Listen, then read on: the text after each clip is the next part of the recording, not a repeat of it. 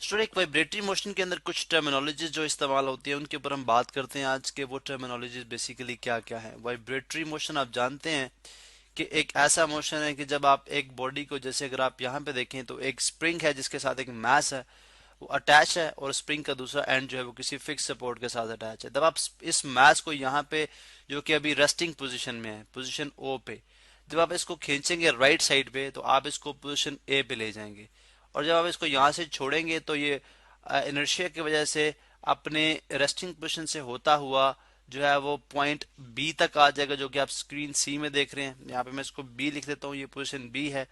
और फिर ये स्प्रिंग की फोर्स, जो कि कंप्रेशनल फोर्स है, स्प्रिंग कंप्रेस हो चुका हुआ है, उस फोर्स की वजह से वापस जो है वो मीन पोजीशन की तरफ जाएगा, और इनर्शिया की वजह से चलता हुआ दोबारा से पॉइंट ए तक, और इस तरह से ए और बी एक्सट्रीम तक जो है वो हरकत करनी शुरू कर देगा।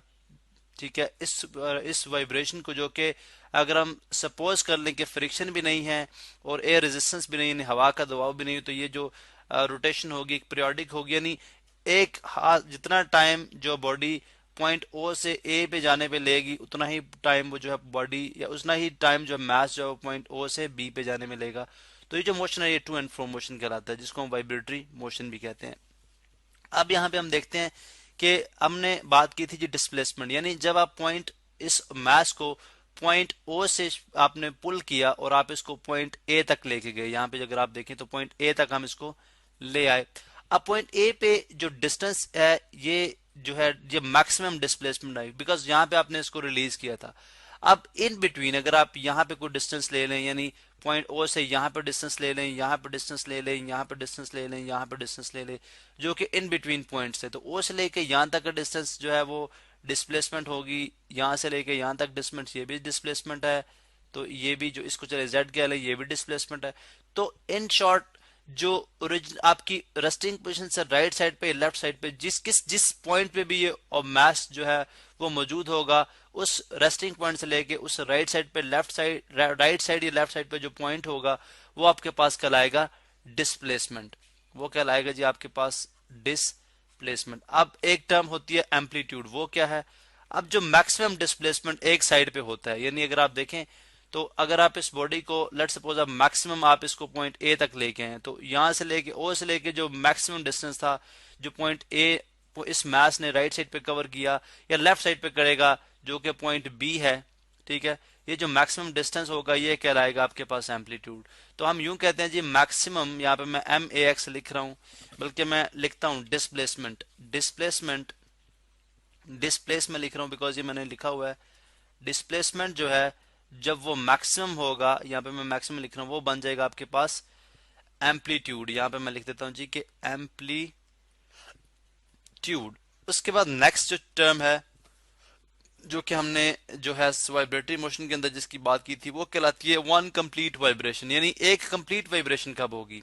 यानी जब आपकी बॉडी देखें, जब आपने बॉडी को लेट सपोज आप ओ पे लेके आते हैं, ओ से जब आपने इसको छोड़ा तो ये अपने रेस्टिंग पोजीशन से होती हुई पॉइंट बी पे गई, और बी से वापस ये रेस्टिंग पोजीशन होती हुई पॉइंट ए पे आई। तो ये एक कंप्लीट वाइब्रेशन है। ये पॉइंट ए से ओ, ओ से बी, बी से फिर ओ, और ओ से फिर ए, ये जो है एक कंप्लीट वाइब्रेशन कहलाती है। तो वन कंप्लीट वाइब्रेशन जो है वो आप जानते हैं कि जो है वो क्या होती है जी। अगर आप वेव की सूरत में बात करें, आपको पता है कि वेव जब वेव ट्रेवल करती है, वेव के ऊपर हमने बात की थी, उसके अंदर एक क्रेस्ट होती है और एक ट्रफ होती है, ठीक है। तो एक क्रेस्ट और ट्रफ मिलके जो है वो एक कंप्लीट वाइब्रेशन बनाते हैं। तो दिस इज एक वन कंप्लीट वाइब्रेशन। उसके बाद हमारे पास इसकी भी हमने बात कर ली। नेक्स्ट जो चीज है वो है जी हमारे पास वेवलेंथ, जिसको हम ग्रीक वर्ड जो है लैम्डा उससे लिखते हैं। वेवलेंथ क्या होती है? आप देखें, अगर आप इस वेव की बात करें, नहीं पॉइंट, जब ये इस मास ने पॉइंट ए से ओ, ओ से बी, बी से ओ और दोबारा ओ से ए पे ट्रेवल किया, तो इसने एक तरह की एक क्रेस्ट और एक ट्रफ की सूरत में एक जो है वो आपके पास मैं यहाँ पे लिख देता हूँ जी क्रस्ट, और ये है हमारे पास ट्रफ। ऊपर वाली जो है क्रस्ट बोलते हैं उसको, और जो आपकी लाइन से नीचे होगी उसको हम ट्रफ बोलेंगे। तो ये जो एक आप कर्व देख रहे हैं यहाँ पे, ठीक है, अब इसने जो डिस्टेंस ट्रेवल किया है यहाँ से, यानी इस वेव ने, ये जो एक वेव है, ठीक है, इस वेव ने जो यहाँ से पॉइंट ए से डिस्टेंस जो ट्रेवल किया है यहाँ तक पॉइंट बी तक, ये जो डिस्टेंस है, इस डिस्टेंस को हम कहते हैं lambda. This is called wavelength. इस लैम्डा को एक ग्रीक लेटर है जी लैम्डा, मैं यहाँ पे लिख भी देता हूँ इसके स्पेल। ग्रीक लेटर है जी लैम्डा, उससे मेल किया जाता है लैम, LAMBDA, ये स्पेलिंग है इसके, ग्रीक लेटर लैम्डा। तो दिस इज कॉल्ड वेवलेंथ, ये कंप्लीट वेवलेंथ है। इसी तरह से अगर आप देखें, अगर आप सिंपली एक क्रस्ट ले लें या एक ट्रफ ले लें तो वो हाफ लैम्डा होता है, यानी half lambda, half distance. Because ये अंडरस्टूड है कि जितना ये बॉडी ए से, चले इस पॉइंट को ओ कह लेते हैं, ए से ओ तक डिस्टेंस ट्रेवल करेगी, उतना ही वो ओ से बी तक डिस्टेंस ट्रेवल करेगी। तो ये एक कंप्लीट जो है वो हमारे पास जो है एक डिस्टेंस है विच इज कॉल्ड लैम्डा। उसके बाद हम बात करते हैं जी टाइम पीरियड। अब आप देखें कि इस वेवलेंथ को यानी इस डिस्टेंस को ट्रेवल करने में कुछ टाइम लगा, यानी इस जब ये वेव स्टार्ट हुई पॉइंट ओ ए से और ये पॉइंट बी तक पहुंची तो इसको कुछ टाइम लगा। वो टाइम जो एक कंप्लीट, जो एक वेवलेंथ ट्रेवल करने में जितना टाइम लगता है या एक कंप्लीट वाइब्रेशन में जितना टाइम लगता है, that time is called time period. तो हम यहाँ पे बात करते हैं जी कि टाइम पीरियड, अगर मैं यहाँ पे लिख दूं कि टाइम पीरियड क्या होता है, इसको हम कैपिटल टी से लिखते हैं। जो सिंपली आपको पता है फिजिक्स में वेलोसिटी के अंदर या टाइम, उसको हम स्मॉल टी से लिखते हैं, लेकिन जो टाइम पीरियड होता है उसको कैपिटल टी से लिखा जाता है।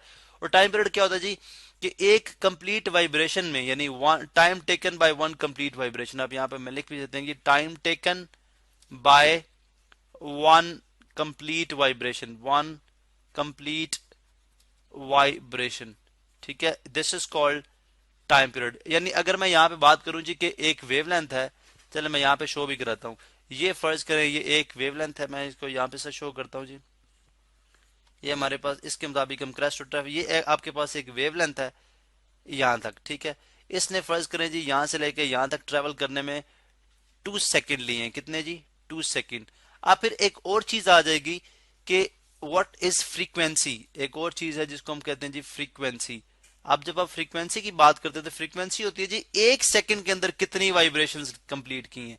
तो अगर एक इसका टाइम पीरियड 2 सेकंड है तो इसका मतलब है एक, अगर 2 सेकंड के अंदर एक कंप्लीट वाइब्रेशन हुई है तो इसका मतलब है कि 1 सेकंड के अंदर हाफ वाइब्रेशन हुई है। तो फ्रीक्वेंसी हम यूं कह सकते हैं कि जो रेसिप्रोकल ऑफ टाइम पीरियड होता है, यानी 1 आवर टी होगा। यानी अगर आप इस केस में देखें तो आपको ऑटोमेटिकली आंसर मिल जाएगा। अगर आप टाइम जो है वो 2 सेकंड यहाँ पे इंसर्ट कर दें टाइम की जगह, तो 1 आवर 2 सेकंड जो है वो 21 के इक्वल हो जाएगा। फ्रीक्वेंसी को स्मॉल एफ से डिनोट किया जाता है, तो फ्रीक्वेंसी आपके पास आ जाएगी जी 1/2 कितना होता है 0.5। और जो पर सेकंड है, यानी अगर सेकंड देखें तो ये ऊपर जाके क्या हो जाएगा -1 सेकंड। आप जानते हैं जो आपने इस यहाँ पे इसकी एक्सपोनेंट +1 है, ऊपर जाके -1 हो जाएगी।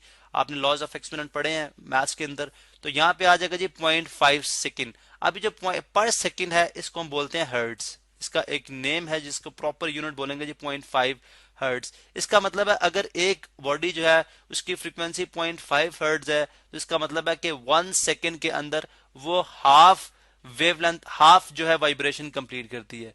अगर एक बॉडी है उसने उसका टाइम पीरियड अगर 1 सेकंड है तो उसका मतलब उसकी फ्रीक्वेंसी भी 1 ही होगी, 1 हर्ट्ज ही होगी। अब यहाँ पे एक और इंटरेस्टिंग फिनोमेना जो है आप देख सकते हैं कि अगर हम इसकी वेलोसिटी देखें, नहीं अगर ये वेव लेंथ ट्रेवल कर रही है तो सॉरी, अगर ये जो वेव है यहाँ पे ट्रेवल कर रही है तो इस वेव की कुछ स्पीड है, ठीक है। अगर आपने वो स्पीड मालूम करनी है तो आप जानते हैं कि आपको पता है कि रिलेशन आपने पढ़ रखा है जो कि S=VT होता है, या वेलोसिटी जो है, ठीक है, ये जो स्पीड है वो किसके इक्वल होती है, डिस्टेंस ओवर टाइम। अब डिस्टेंस आपको पता है कि यहां से लेके यहां तक एक जो कंप्लीट वाइब्रेशन के दरमियान जो डिस्टेंस ट्रेवल किया जाता है उसको हम लैम्डा कहते हैं। तो V इज इक्वल टू, बल्कि हम पहले सिंपली सा लिखते हैं, जो हम सिंपल इक्वेशन की फॉर्म में लिखते हैं, डिस्टेंस को ऐसे डिनोट किया जाता है और टाइम को टी से। तो V is equal to distance by time. लेकिन इन दिस केस वो बन जाएगा आपके पास, बिकॉज आप जानते हैं कि इस केस में हमारे पास जो डिस्टेंस है यानी S जो है वो लैम्डा के इक्वल है, एंड जो स्मॉल टी है यानी जो टाइम है वो टाइम पीरियड के इक्वल है, कैपिटल टी के इक्वल है। तो इस लिहाज से ये रिलेशन आपके पास बन जाएगा V is equal to, V is the speed of wave, V हो जाएगी जी S कितना है, S लैम्डा है और डिवाइडेड बाय टी। तो आप जानते हैं कि 1/t तो F के इक्वल है, तो यहां पे आप लिख सकते हैं जी कि this means V is equal to lambda into 1/t और V इज इक्वल टू आ जाएगा लैम्डा F। तो यहां से आपने देखा कि वेलोसिटी को आप इन टर्म्स ऑफ लैम्डा और फ्रीक्वेंसी भी मेजर कर सकते हैं।